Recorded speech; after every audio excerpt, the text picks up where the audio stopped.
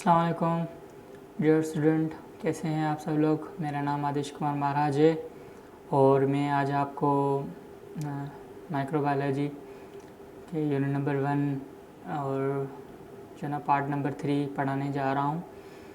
Unit number 1 था introduction to microbiology. जो BSN के स्टूडेंट हैं उन लोगों को यूनिट नंबर 1 जो है ना, इसमें ये सीखने को मिलता है कि microbiology subject as a subject है क्या, इसमें हम किसकी स्टडी करते हैं। और पहला लेक्चर मेरा सारा उस पर था। दूसरा लेक्चर हिस्ट्री ऑफ माइक्रोबायोलॉजी था, पेपर था, जिसमें मैंने ये पढ़ाया था कि भाई कितने साइंटिस्टों ने जो ना आप मतलब कि कितने साइंटिस्ट थे माइक्रोबायोलॉजी फील्ड में जो प्रोमिनेंट थे, जो बहुत ही फेमस थे और जिनकी आपको कंट्रीब्यूशंस पूछी जाती इन एग्ज़ाम। और अभी जो लेक्चर है हमारा थर्ड पार्ट यूनिट नंबर 1 का, उसकी जो हेडिंग आप देख सकते हैं, ठीक है, ये पूरी हेडिंग है role of microbiology in nursing. Nursing में माइक्रोबायोलॉजी की क्या जो है ना इम्पोर्टेंस है, क्या रोल है, ये आपको पढ़ना है। तो nursing student must know the concept of microbiology. Microbiology का कॉन्सेप्ट उन्हें आना चाहिए। माइक्रोबायोलॉजी है क्या, माइक्रोबायोलॉजी किसकी स्टडी है, माइक्रोब्स कितने हैं, ठीक है ना। इन लोगों मतलब कि ऐसी चीज़ें माइक्रो का जो बेसिक कॉन्सेप्ट है वो आना चाहिए आपको माइक्रोबायोलॉजी का। सही है नर्सिंग वाले स्टूडेंट को। बहुत सारे इंपॉर्टेंस है, लेकिन मैं कोशिश करूँगा जो आपसे रिलेटेड जो है क्लिनिकल साइड से रिलेटेड या जो बीएसएन से रिलेटेड जितने भी इम्पोर्टेंट पॉइंट्स हैं मैं यहाँ पर आपको बताता चलूँगा, ठीक है ना। ये छोटा सा लेक्चर होने जा रहा है, इनमें जस्ट मैं पॉइंटें जो ना डिफरेंट मैं आपके लिए लेके आया हूँ, वो पॉइंटें ही आपको याद करनी है या उन पॉइंटों को आपको समझना है। सही है। तो शुरू करते हैं। देखें, इन्फेक्शन कंट्रोल एंड प्रिवेंशन। पहली बात इन्फेक्शन कंट्रोल एंड प्रिवेंशन, ये इस पर हम बात करते हैं कि जो नर्सिंग वाले स्टूडेंट हैं या नर्सिंग से रिलेटेड जितने भी हैं प्रोफेशनल्स, उसे थोड़ी सी अंडरस्टैंडिंग हो पैथोजन के बारे में कि पैथोजन है क्या, ठीक है ना। एक माइक्रो ऑर्गेनिज्म होता है एक वर्ड, एक होता है pathogen.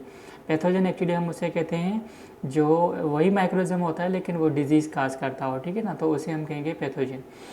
And their mode of transmission, कि वो जो पैथोजन है या वो जो माइक्रोऑर्गेनिज्म जो डिजीज़ काज कर रहा है, तो वो कैसे जो है मतलब कि ट्रांसमिट होता है through one person to another person, through environment, through another any new patient, ठीक है ना। तो अंडरस्टैंडिंग कौन सा माइक्रो ऑर्गेनिज्म कौन सी डिजीज़ काज कर रहा है और उसकी मोड ऑफ एक्शन क्या है, ये आपको थोड़ा सा पता होना चाहिए, ठीक है। जैसे सपोज़ करें टीबी का कोई पेशेंट है, तो आपको पता होना चाहिए कि टीबी के जो पेशेंट है उन लोगों को मास्क लगाना ज़रूरी है। अगर वो मास्क नहीं लगाएंगे, ऐसे ही जो है ना खुले बैठे होंगे और आपको पता है वो जो ना चीखते रहते हैं या इसकी जो ना ड्यूरिंग छींक के या बात करते हुए मुँह से ना उसके ट्यूबरकुलोसिस के बैक्टीरिया बाहर ट्रांसमिट होते हैं, बाहर आते हैं हवा में और दूसरे किसी भी जो नियर बाय जितने भी नए जो ह्यूमंस हो गए या नए जो पेशेंट है उन लोगों को भी जो ना ये डिज़ीज़ हो सकती है, ठीक है ना। वो ट्यूबरकुलोसिस मतलब कि स्प्रेडिंग, जैसे वायरस, जो कोरोना वायरस के केस में हम क्या करते थे कि भाई जैसे कोरोना वायरस है उसे आइसोलेट किया जाए, जैसे कोविड-19 है तो उसे क्या किया जाए, आइसोलेट किया जाए ताकि किसी और को कोरोना वायरस ना लगे। तो ये मोड ऑफ ट्रांसमिशन कहलाती है कि भाई नर्सिंग वालों को पैथोजन के बारे में पता होना चाहिए और उसकी मोड ऑफ ट्रांसमिशन के बारे में पता होना चाहिए। और उससे रिलेटेड जो इम्प्लीमेंटेशन है, जैसे सपोज करें हेड हाइजेनिक हो गया या स्टरलाइजेशन टेक्निक, सारी आपको आनी चाहिए। स्टरलाइजेशन टेक्निक में पढ़ा रहा हूँ यूनिट नंबर 3 में, ठीक है, नहीं यूनिट नंबर 2 में मैं पढ़ा रहा हूँ स्टरलाइजेशन टेक्निक्स, ठीक है। और apply infection control measures in hospital and clinics, के हॉस्पिटल एंड क्लिनिक्स में आपको इन्फेक्शन कंट्रोल मेजर्स कौन सी यूज अप्लाई करनी है। क्योंकि देखें आप बीएसएन वाले हैं ना, तो पहले तो आप पैथोजन के बारे में, इन्फेक्शन के बारे में पढ़ेंगे कि कौन काज कर रहा है, उसे हम कैसे रोकें। इन्फेक्शन कंट्रोल मेजर का मतलब है कि कैसे रोकना, उसे हम किस तरीके से किस एसओपी के को फॉलो करके हम उसे रोक सकते हैं, ठीक है। तो ये आपको बेसिक सी नॉलेज मतलब कि होनी चाहिए। क्यों? क्योंकि माइक्रोबायोलॉजी में एक एक माइक्रो ऑर्गेनिज्म के बारे में आप पढ़ेंगे, एक एक डिजीज़ के बारे में पढ़ेंगे, तो तब जाके आपको पता चलेगा कि भाई इतनी हमें इतनी केयर करनी है, या ये पैथोजन ये डिजीज़ काज करता है। होप आपको ये समझ में आ गया होगा अभी, ठीक है। तो हम दूसरे पॉइंट पे चलते हैं, डायग्नोसिस, ट्रीटमेंट, इन्फेक्शन डिजीज। चलो आपको पता तो चल गया है कि कोई डिजीज़ कोई पर्टिकुलर पैथोजन काज कर रहा है, तो उसकी डायग्नोसिस कैसे करेंगे। डायग्नोसिस का मतलब होता है कि उसे हम आइसोलेट कैसे करेंगे, उसे हम टेस्ट जो ना लेबॉरेटरी में हम कैसे लेके आएंगे, और कैसे वो मतलब कि कैसे पता चलेगा कि कोई पैथोजन पर्टिकुलर पैथोजन है वो डिजीज़ काज कर रहा है।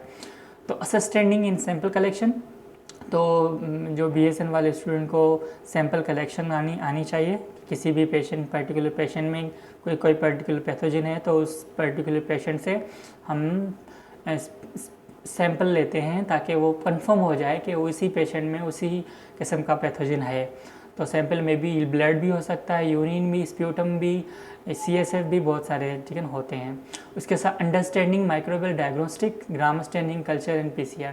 क्योंकि जब आप आपने तो सैंपल तो दे दिया, अक्सर बाऔकात क्या होता है कि जो BSN वाले हैं या जो हॉस्पिटल में जो नर्स स्टाफ है, वो सैंपल तो देख के जाते हैं लैब में, लेकिन जब लैब की रिज़ल्ट आती है तब उसको कुछ ही पता नहीं चलता कि रिज़ल्ट में क्या है। तो थोड़ी सी आपको माइक्रोबियल डायग्नोसिस के बारे में पता होना चाहिए कि भाई अगर वही जो आपका जो मतलब कि सैंपल आप माइक्रोबायोलॉजिकल सेक्शन में लेके जा रहे हैं, ठीक है, उससे आपने क्या रिज़ल्ट देनी है, आपको क्या रिज़ल्ट मिलेगी, ठीक है, आपको मतलब क्या रिज़ल्ट मिलेगी।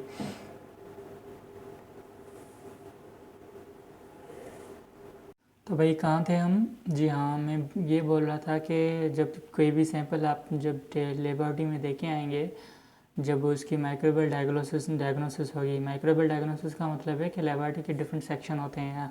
ये तो BSN वालों को पता हो, वैसे ही पता होता है, ठीक है। जो MLT करते हैं वो उसे भी पता होता है कि लेबॉरेटरी के डिफरेंट सेक्शन होते हैं। हेमाटोलॉजी हो गया, ठीक है, सीरोलॉजी हो गया, इम्यूनोलॉजी हो गया, ठीक है, मॉलिक्यूलर बायोलॉजी हो गया।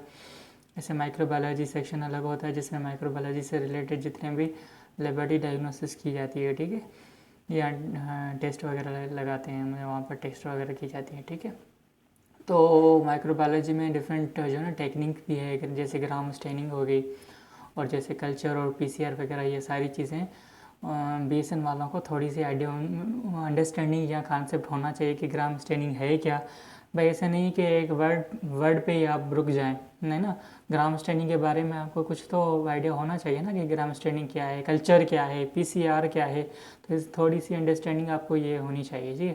उसके बाद administering antibiotics and viral based on the lab result. Then आपको जो ना एंटीबायोटिक्स और एंटीवायरल जो ना ड्रग्स आपको देनी होती है, ठीक है, पेशेंट्स को on the basis of lab report के लैब रिज़ल्ट के बाद, लैब रिज़ल्ट को देख के उसके बेस पे आपको देनी होती है पेशेंट को, ठीक है ना, एंटीबायोटिक्स और एंटीवायरल ड्रग्स वगैरह, ठीक है। देन है स्टरलाइजेशन डिसइंफेक्शन। इसके बारे में मैं बताता हूँ आपको कि proper use of autoclave, disinfectant and antiseptic, ठीक है। BSN स्टूडेंट को ऑटोक्लेव चलाना या ऑटोक्लेव के बारे में थोड़ी सी इंट्रोडक्शन, और ऑटोक्लेव क्या है, किस प्रिंसिपल पे काम करता है, ऑटोक्लेविंग क्यों करते हैं, ऑटोक्लेव कौन सी चीज़ें ऑटोक्लेव होती है, ये मतलब प्रॉपर उसका यूज़ और उसकी नॉलेज होनी चाहिए। डिसइंफेक्टेंट क्या है, एंटीसेप्टिक में फ़र्क, डिसइंफेक्टेंट में फ़र्क क्या है, ऐसी नॉलेज होनी चाहिए। मैं अगर जल्दी से आपको बताऊं तो डिसइंफेक्टेंट ऐसी केमिकल, ऐसी चीज़ें जो हम नॉन लिविंग सरफेस पर यूज़ करें to control the microorganism, to kill the microorganism, to inhibit the growth of microorganism. अगर मैं एंटीसेप्टिक की बात करूं तो antiseptic are the chemicals, are the substance that use on living surface, ठीक है ना। And disinfectant non living surface पर यूज़ होती है, जैसे हम जब पोछा लगता है फिनॉल का तो वो डिसइंफेक्टेंट कहलाता है, ठीक है ना। या सरफेस पर आप किसी टेबल को या किसी सरफेस को आप साफ़ कर रहे हैं किसी केमिकल के या अल्कोहल वगैरह से, तो वो डिसइंफेक्टेंट कहलाता है। जब आप हाथ से, जैसे हम ब्लड सैंपल लिया जाता है ना, तो यहाँ पर हम अल्कोहल यूज़ करते हैं, तो वो अल्कोहल एंटीसेप्टिक होता है।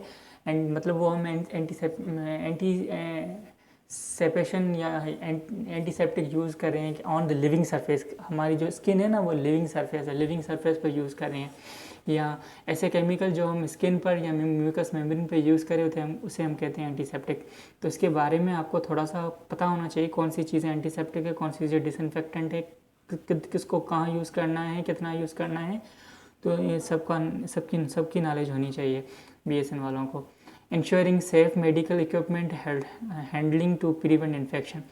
देखें जो मेडिकल इक्विपमेंट हो गए जैसे सीज़र हो गया, स्क्लेपल हो गया, इस चीज़ों को आपको सही से यूज़ करना आना चाहिए, क्योंकि इसी सही यूज़ ही बैक्टीरियल इन्फेक्शन या कोई भी इन्फेक्शन से किसी भी इन्फेक्शन फैलाने से आप बच सकते हैं, या इन्फेक्शन नहीं फैल सकता है, वो प्रिवेंट इन्फेक्शन ख़त्म हो सकता है। अगर आप सही उसका यूज़ नहीं करेंगे तो इन्फेक्शन फैलेगा। Then wound care and surgical site management के आइडेंटिफाई द वॉन्ड इन्फेक्शन। बावकात क्या होता है कि वॉन्ड में ज़ख़म किसी भी पेशेंट, अगर आपके पास पेशेंट कोई आए वॉन्ड का ज़ख़म वाला, तो बावकात क्या होता है मोस्टली स्टेफ ऑरियस जो है ना बैक्टीरिया होता है उसके वॉन्ड में, ठीक है ना। तो आपको वॉन्ड इन्फेक्शंस के बारे में पता होना चाहिए, और वॉन्ड में कौन से बैक्टीरिया है, और उन बैक्टीरिया के लिए कौन सी एंटीबायोटिक हम आफ्टर द लेबोरेटरी डायग्नोसिस के बाद जो लैब रिजल्ट आती है उसमें हम देंगे, जो प्रिस्क्राइब की गई होगी जो लैब टेक्नीशियन के थ्रू या लैब टेक्नोलॉजिस्ट के थ्रू या माइक्रोबायोलॉजिस्ट के थ्रू। तो उनके बारे में आपको नॉलेज होना ज़रूरी है। उसके बाद है applying aseptic technique during dressing and shuttering. मतलब जब आप ड्रेसिंग कर रहे हो, जब आप जो सटरिंग कर रहे हो इन द ओटी, तो आपको एसेप्टिक टेक्निक से ही जो ना अप्लाई करना होता है टेक्निक। मतलब एसेप्टिक टेक्निक का मतलब है फ्री फ्रॉम माइक्रो ऑर्गेनिज्म, ऐसी टेक्निक जो आपको माइक्रोऑर्गेनिज्म से फ्री करे। ये मतलब कि आप ऐसे एनवायरनमेंट में काम कर रहे हो जहाँ पर माइक्रोऑर्गेनिज्म की प्रेजेंट ना हो, तो कोशिश करना है कि वहाँ पर काम करना है जहाँ पर माइक्रोऑर्गेनिज्म ना हो। उसके बाद है vaccination and immunization process, educating patient about vaccines, influenza, hepatitis, कोविड-19। देखें वैक्सीन के बारे में आपको इल्म होना लाजमी है, इम्यूनाइजेशन प्रोग्राम के बारे में इल्म होना लाजमी है, वैक्सीन क्या है आपको पेशेंट को भी बताना है, इन्फ्लुएंजा वैक्सीन, हेपेटाइटिस की वैक्सीन वगैरह वगैरह, कोविड-19 की वैक्सीन। अभी भी रूमर्स चल रहे थे ना, जब कोविड-19 की वैक्सीन लगा रहे थे तो अब ये बोल रहे थे कि ये भाई कोविड-19 की वैक्सीन जाली है, या आप ना लगाएं या नुकसान होते हैं, ये हो जाता है, वो हो जाता है। तो ये हमारी मेडिकल स्टूडेंट की या BSN वालों की ही रिस्पॉन्सिबिलिटी है कि पेशेंट को या हमारे लोगों को एजुकेट करना अबाउट द वैक्सीन की क्या इंपॉर्टेंस है, वैक्सीन लगाने से कितना फ़ायदा होता है, आपको डिजीज़ से प्रिवेंट हो सकते हैं।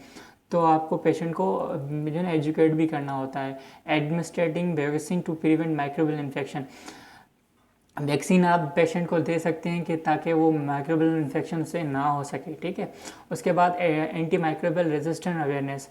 बाकौत क्या होता है, जब अब देखिए माइक्रोबायोलॉजी में एक टेस्ट आती है एंटीबायोटिक के लिए, ठीक है, एंटीबायोटिक सेंसिटिविटी टेस्टिंग, ठीक है, जो RNS रेजिस्टेंट है या कोई माइक्रो ऑर्गेनिज्म या किसी भी इन्फेक्शन में जो माइक्रोऑर्गेनिज्म आइसोलेट हुआ है वो कितने एंटीबायोटिक के अगेंस्ट रेजिस्टेंट है या सेंसिटिव है, ठीक है ना। मतलब एक टेस्ट होती है जिसे हम कहते हैं रेजिस्टिविटी या सेंसिटिविटी टेस्ट, ठीक है ना। Blood CS culture and resistivity ऐसे कहते हैं, सेंसिटिविटी CS टेस्ट होती है, तो उसके बारे में आपको पता होना चाहिए, ठीक है ना। तो बावकात क्या होता है, कोई बैक्टीरिया किसी पर्टिकुलर जो ना एंटीबायोटिक के अगेंस्ट रेजिस्ट हो जाता है, मतलब कि आप भले वो एंटीबायोटिक खा लें लेकिन वो बैक्टीरिया उस बैक्टीरिया को उस एंटीबायोटिक के अगेंस्ट में मतलब कि कोई फ़र्क नहीं पड़ेगा, तो उसे हम कहते हैं ड्रग रेजिस्टेंट बैक्टीरिया। मतलब ऐसे बैक्टीरिया जो किसी पर्टिकुलर ड्रग को रेजिस्ट करे, जैसे सपोज़ करें एग्जांपल मैं आपको यहाँ पर बताता हूँ, मरसा और MDR TB। मरसा एक मतलब के मिथिसिलिन रेजिस्टेंट स्टेफालोकोकस ऑरियस की कुछ ऐसी आइसोलेट्स हैं या टाइप है जो क्या करती है, मेथिसिलिन एंटीबायोटिक को रेजिस्ट करती है, तो वो ड्रग रेजिस्टेंट बैक्टीरिया कहलाता है कि किसी पर्टिकुलर ड्रग के अगेंस्ट में वो रेजिस्ट है। या एमडीआर टीबी, एमडीआर के मल्टीपल ड्रग रेजिस्टेंट टीबी के ऐसी टीबी या ऐसी टीबी कौन बैक्टीरिया काज करता है, माइकोबैक्टीरियम ट्यूबरकुलोसिस। तो वो जो माइकोबैक्टीरियम ट्यूबरकुलोसिस है वो डिफरेंट डिजीज़ के टाइप्स को क्या करता है, रेजिस्ट करता है। उसे कोई मतलब कि बस डिफरेंट जो टाइप्स की जो एंटीबायोटिक है वो असर नहीं करती है, तो एमडीआर टीबी उसे कहते हैं, जिसे हाई डोज दिया जाता है, हाई लेवल की एंटीबायोटिक दी जाती है, क्योंकि चंद जो प्रोमिनेंट है उस पर वो ग्रो हो जाता है, उस पर उसे कोई भी असर नहीं पड़ता है। जो promoting rational antibiotic use and anti microbial stewardship, कि आपको जो है ना एंटीबायोटिक का यूज़ और एंटी माइक्रोबियल जो स्टैंडवर्डशिप है उसके बारे में प्रोमोटिंग करनी होती है, ठीक है। उसके बाद है हॉस्पिटल एक्वायर्ड इन्फेक्शन, जो मतलब कि हॉस्पिटल से रिलेटेड हो, मतलब देखें यहाँ पर HAI का मतलब है हॉस्पिटल एक्वायर इन्फेक्शन, मतलब कि ऐसे इन्फेक्शन जो हॉस्पिटल में होते हैं, ठीक है, हॉस्पिटल से हो, जैसे हम कहते हैं नोजोकोमियल इन्फेक्शन, तो उसको प्रिवेंट करना आना चाहिए, जैसे कैथेटर एसोसिएटेड इन्फेक्शन हो गया वगैरह। Monitoring and reporting the infection outbreaks in health care settings, के जहाँ पर आप काम कर रहे हैं वहाँ पर मतलब कि कोई भी इन्फेक्शन आउट ग्रोथ वहाँ हो रही है तो उसे आप रिपोर्ट करें, उसे आप जो है ना मॉनिटर करें, देखें।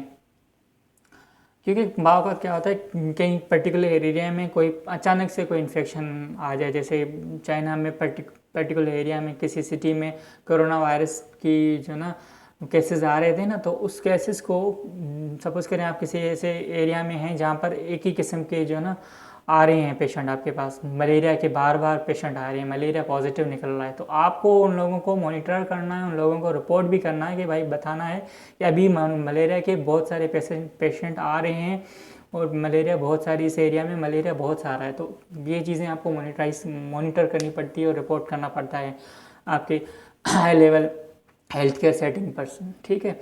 और देन लास्ट वन है वो है patient education and community health, teaching patient about hygiene, sanitisation and disease prevention. आपको पेशेंट को उसकी सेहत के बारे में, उसकी सफाई के बारे में, सैनिटेशन के बारे में और डिजीज़ कैसे वो डिजीज़ से बचे उसके बारे में आपको पेशेंट को टीच करना है, सिखाना है, ठीक है ना।